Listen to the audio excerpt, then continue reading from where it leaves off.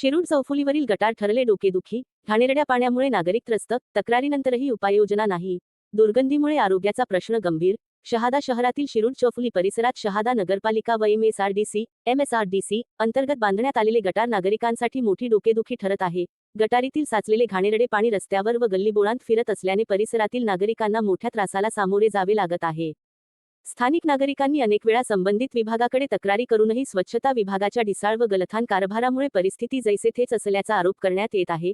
गटारीची नियमित साफसफाई होत नसल्याने सांडपाणी रस्त्यावर येत असून परिसरात तीव्र दुर्गंधी पसरली आहे. यामुळे डासांचे प्रमाण वाढून मलेरिया, डेंग्यू, चिकुनगुनिया यांसारख्या आजारांचा धोका निर्माण झाला आहे. शाळकरी मुले, ज्येष्ठ नागरिक आणि महिलांना या घाणेरड्या वातावरणाचा सर्वाधिक फटका बसत आहे.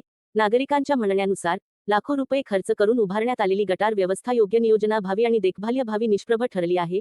प्रशासनाने केवळ कागदोपत्री कामे न करता प्रत्यक्ष पाहणी करून तातडीने उपाययोजना कराव्यात, अशी मागणी नागरिकांनी केली आहे. परिसरातील वाढत्या समस्येकडे दुर्लक्ष केल्यास नागरिकांना आंदोलनाचा मार्ग स्वीकारावा लागेल, असा इशाराही स्थानिकांनी दिला आहे. आता शहादा नगरपालिका व संबंधित विभाग नागरिकांच्या आरोग्याशी सुरू असलेला हा खेळ थांबवून ठोस कारवाई करणार का, याकडे सर्वांचे लक्ष लागले आहे.